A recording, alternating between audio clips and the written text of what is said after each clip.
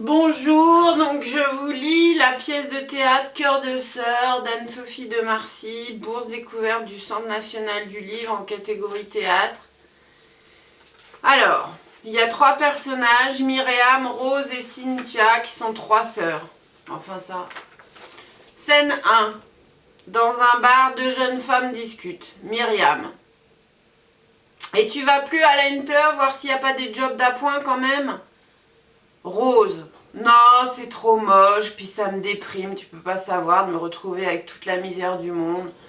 Je te jure, l'autre fois, j'ai eu comme des espaces là-bas, je sais plus comment ça s'appelle, mais c'est comme si j'avais plus assez de place pour le cœur.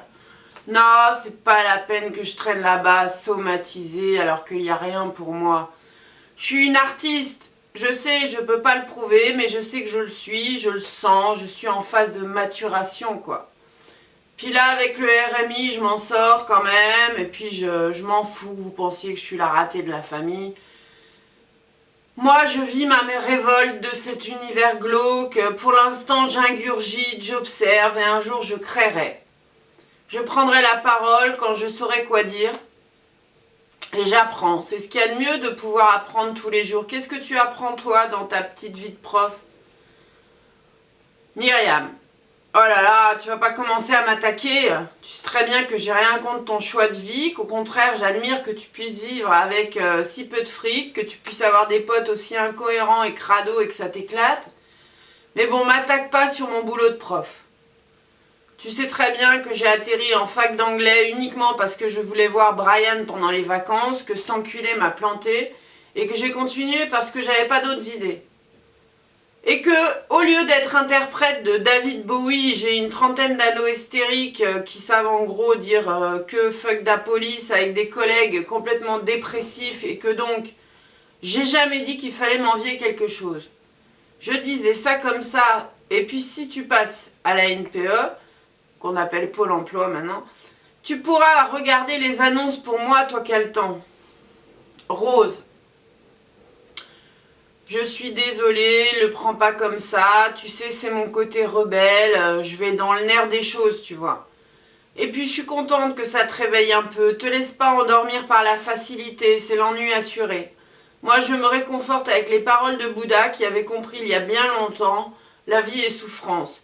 Et quand tu as compris ça, tout te paraît léger, tu es prête à accepter enfin les cadeaux de la vie. Myriam. Non, arrête ton couplet spirituel, tu sais bien que je ne supporte pas ton syncrétisme religieux à 2 francs. Un coup t'es animiste, une autre fois taoïste, tu fais un mélange qui t'arrange sans aucun fondement. Tout ça n'est qu'un bavardage avec des brides de références culturelles pour se donner les déserts zen. Rose. Et alors? J'ai pas le droit de chercher des philosophies de bien-être? Je dois toujours être dans la résolution matérielle, matérialiste, pratique, fonctionnelle, rationnelle, technique, c'est ça, hein? Il n'y a que ça de tangible, j'ai fait ça, je vis comme ça, c'est ça ton refuge. Parce que t'as peur. Oui, tu as peur d'aller vers la pensée. Mais j'en ai marre de parler de trucs futiles avec ma propre sœur. Et tu es allé à Pôle emploi, qu'est-ce que tu manges? Et oui, j'essaye de m'ouvrir à des mystiques sans pour autant avoir ma maîtrise de théologie. Et merde, il faudrait savoir, tu veux parler ou tu ne veux pas parler? Eh bien, ne parlons pas, je n'ai plus d'argent, pas plus qu'hier. Tu trouves que c'est honteux, qu'il faudrait que je m'attelle à la première tâche venue pour être respectable, pour avoir le droit de l'ouvrir? N'ai-je donc pas le droit d'avoir des satisfactions légères, immatérielles? Me prendras-tu toujours pour une pauvre malheureuse? Cela t'agresse-t-il tant que ça qu'on puisse avoir des plaisirs cérébraux? Faut-il donc que tu sois toujours l'ombre de cette mère qui n'a jamais conçu avoir une identité propre? Ne pouvons-nous pas être sœurs comme des alliés indestructibles, toujours unis face aux énigmes de la vie? Myriam, sarcastique. Mais détrompe-toi, justement hier je me disais, pourquoi ne serions-nous pas des alliés indestructibles avec ma sœur? Et puis à moi tu viens me faire des grands discours, mais avec ta sœur Cynthia, j'ai pas l'impression que tu te sentes unie face aux énigmes de la vie. Je me trompe? Rose. Mais Cynthia, c'est encore pire que toi. Elle est sur pilote automatique, elle ne pense pas, elle suit le modèle bien pensant, respectable, machin. C'est une vraie caricature de bonne réussite tout comme il faut. Je ne peux pas parler avec elle, c'est grillé, je suis la perdante, c'est la gagnante, il n'y a pas de compromis. Je la laisse me plaindre puisque ça l'arrange, mais bon, elle me gonfle. Ah bah tiens, elle m'a laissé un message il n'y a pas longtemps pour qu'on se voit. J'ai complètement oublié de la rappeler. Tu sais pas ce qu'elle me veut? Myriam, non. Rose, il n'y a pas un anniversaire ou une réunion de famille encore que je me prépare à trouver un énorme empêchement incontournable? Myriam, a priori, pas que je sache. Rose, tu vas voir qu'elle va encore essayer de me refiler ses vieux tailleurs. Je sais pas quoi en foutre, moi, de ses fringues, et j'ose pas lui dire que c'est trop laid. Au pire, elle va encore me refiler un boulot de plante verte, je vais encore refuser. Et là, on en a pour des heures sur « on ne refuse pas du travail »,« tu n'écoutes jamais personne »,« tu vas finir SDF », bref, encore un bon moment en perspective. Myriam. Et puis elle te lâchera pas comme ça, parce qu'elle sait exactement ce qu'il te faut, enfin c'est ce qu'elle m'a dit. Moi aussi, elle me materne, la dernière fois elle m'avait trouvé l'homme de ma vie. On est allé se boire un pot tous les quatre avec Marc et le beau mec en question, tu sais quoi. Après l'apéro, on est parti au resto en voiture, moi avec Marc et elle avec Patrick, je crois qu'il s'appelait. Bah on les a jamais vus se pointer au resto. Mais vu l'ambiance au bar, moi je pense qu'elle se l'est fait le mec. Puis sans scrupule, tu vois. Parce qu'évidemment, on s'est fait jeter avec Marc de pas les avoir rejoints. Enfin, tu vois le plan. Rose. Non, mais elle est complètement nympho, c'est clair. Et Marc, il la prend toujours pour une sainte? Bah, apparemment, oui. Puis là, j'avais l'impression qu'il s'en foutait qu'elle soit là ou pas. Hein. Moi, j'ai rien dit. On a passé une super soirée. On a rencontré des vieux potes que j'avais pas vus depuis la fac. Et il avait l'air content. Mais il est trop niais, ce mec. Rose, il est trop niais, ce mec.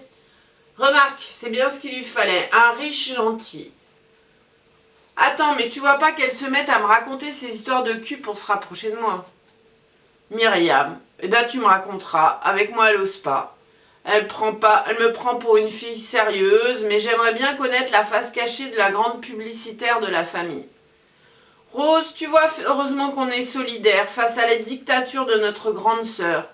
Enfin, c'est bien dommage cette complicité dans le mépris, ce n'est pas très spirituel. Myriam, mais non, je me sens hautement spirituellement complice avec toi. Mais c'est tellement spirituel qu'on ne peut même pas en parler. Rose, ok, je méditerai là-dessus. Bon, allez, j'y vais, on s'appelle. Scène 2. Rose attend au café, Cynthia arrive. Donc la grande sœur publicitaire avec la Rose l'artiste. Et Myriam, c'est la troisième sœur qui est prof. De gauchiste. Cynthia, bonjour. Rose, salut. Cynthia, j'aurais quand même préféré pouvoir te voir dans un endroit tranquille. Rose, oui, bah moi dans mon squat, je sais pas si ça t'aurait plu. Et puis la musique, avec la musique, la personne ne va t'entendre. Cynthia, oui, mais j'ai besoin de calme. La situation est tellement difficile. Rose. Oui, alors que me veut l'honneur de ton appel? Ça m'a un peu intriguée que tu veuilles me voir si subitement. Cynthia. Eh bien, ça t'étonnera peut-être, mais je ne trouve plus d'interlocuteur autour de moi en ce moment, et pourtant j'ai tant besoin de me confier à quelqu'un de proche. C'est une période charnière dans ma vie, où ce qui se vit ne colle plus avec ce que je peux communiquer. Alors je me retrouve dans l'isolement, et je bouillonne en attendant que le moment vienne où les choses se diront. Rose. Ou ben, ça a l'air bien simple cette histoire encore. Cynthia. Et j'ai pensé à ma famille.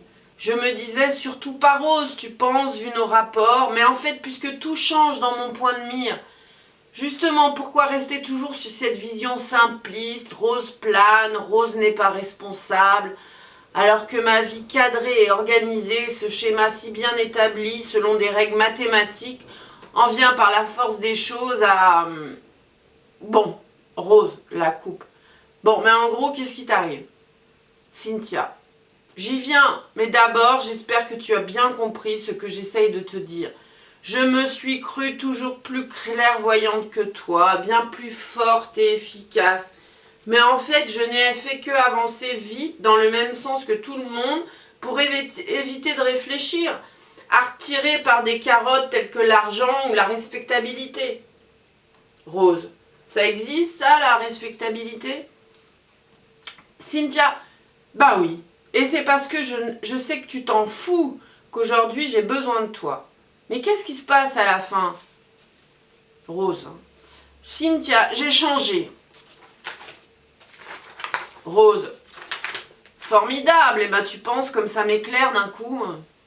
Cynthia, disons que j'ai découvert d'autres façons de communiquer, d'exprimer ma vie, d'exister, de vivre. Rose, tu es devenue cybernaute. Cynthia, quoi? Rose, non, je déconne, tu veux pas en venir au fait? Rose, non, Cynthia, je traverse une période de découverte érotique. Rose, eh ben, je suis super contente pour toi et pour Marc. Moi, personnellement, c'est assez calme, mais je suis en phase d'entraînement grâce à des exercices de yoga tantrique qui me détendent à fond le vagin. Disons que je peaufine le terrain. Cynthia, non, mais pas avec Marc, avec d'autres. Rose, avec plusieurs autres? Cynthia, oui. Rose, des autres masculins ou féminins? Cynthia, les deux. Rose. Ah oui, alors évidemment, ça fait comme un petit changement. Cynthia, qu'est-ce que tu en penses? Rose. Tu veux dire si c'est bien ou si c'est mal? Tu sais, je ne suis pas dans cette dialectique, hein. Mais si tu veux m'en parler, je pense pas être outrée. Je ne pense pas non plus que ça puisse être risqué dans notre relation au point où elle en est. Si ça peut te faire du bien, je t'écoute. Cynthia. En fait,